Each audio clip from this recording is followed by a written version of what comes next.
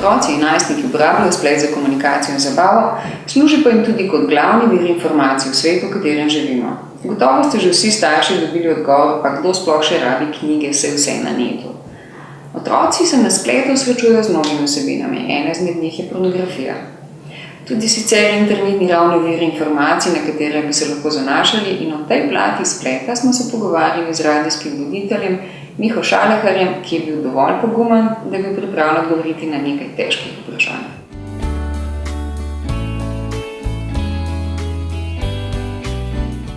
Seveda vse, kar najdemo na netu, ni res. Ima pa net eno tako lastnost, ki jo šele spoznamo, da pa vse, kar najdemo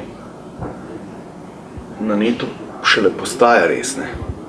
Seveda z dovoljšnim številom ponovitev. Tako da to je neka ta dvoreznost neta.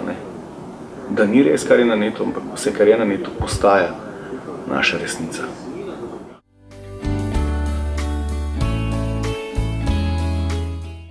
Pornografijo večkrat brez veze pripisujemo, da nam vceplja ali pa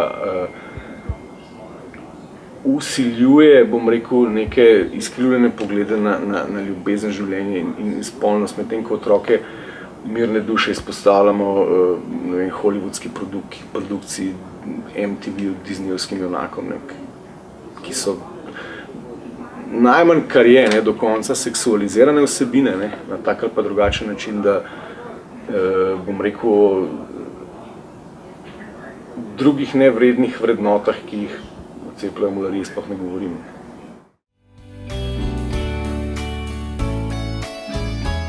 Kaj pa vem, mogoče smo res prišli do točke, ko smo mnenja, da o seksualnosti sploh ni treba več govoriti, da je to nekaj tako vse prisotnega in detabuiziranega, da je karkoli pa na kakršenkoli način pač je, da je okej, ampak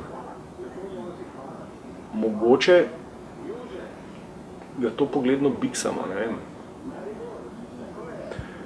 Kaj pa vem, se mi zdi, da je treba nasplošno o vsebinah, ki jih mularija in mi konzumiramo prek raznovrstnih medijev, da je treba govoriti o tem,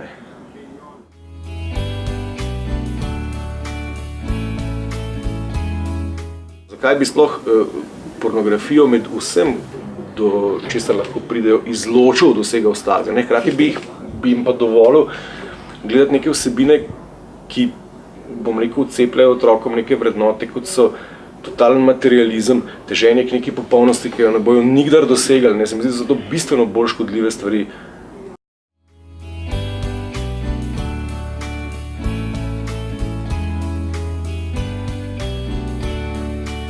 Internet nam lahko kroji našo resničnost, če le nekritično povzemamo informacije, ki jih najdemo na spletu. Otroci pa so še veliko bolj izpostavljeni vplivu medijev kot odrasli, zato potrebujejo našo oporo pri srečevanju s širnim svetom, ki prihaja do njih preko družinskega računalnika ali pa skozi male napravice v njihovih žepih. Težko je oceniti, ali je na spletu več informacij, ki so resnične in preverjene, ali takih, ki so nezanesljive ali celo povsem izmišljene. Otroke je treba vnaprej seznaniti s tem, da je na spletu kup vsebin, ki ne odsevajo realnosti, ampak temeljijo na domišljiji. Vaš otrok se bo z veliko verjetnostjo tako ali drugače srečal tudi s pornografijo.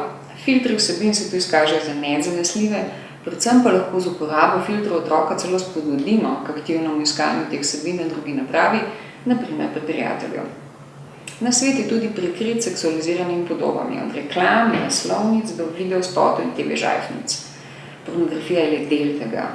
Take vsebine pa otroci lahko vidijo kot neke vrste dokumentarni film o medčloveških odnosih. Odrasli z običajne ekrane filme povemo, da igralci v njih le igrajo, o pornografskih vsebinah pa se z otroki ne pogovarjamo.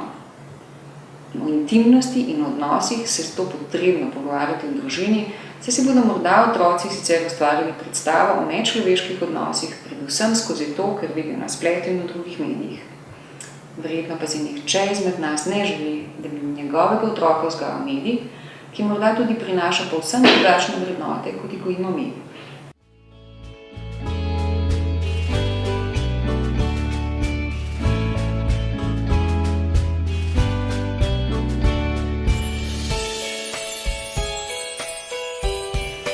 V naslednjem videu bomo govorili o tem, kako kako se z otroki pogovarjati o pornografskih vsebinah.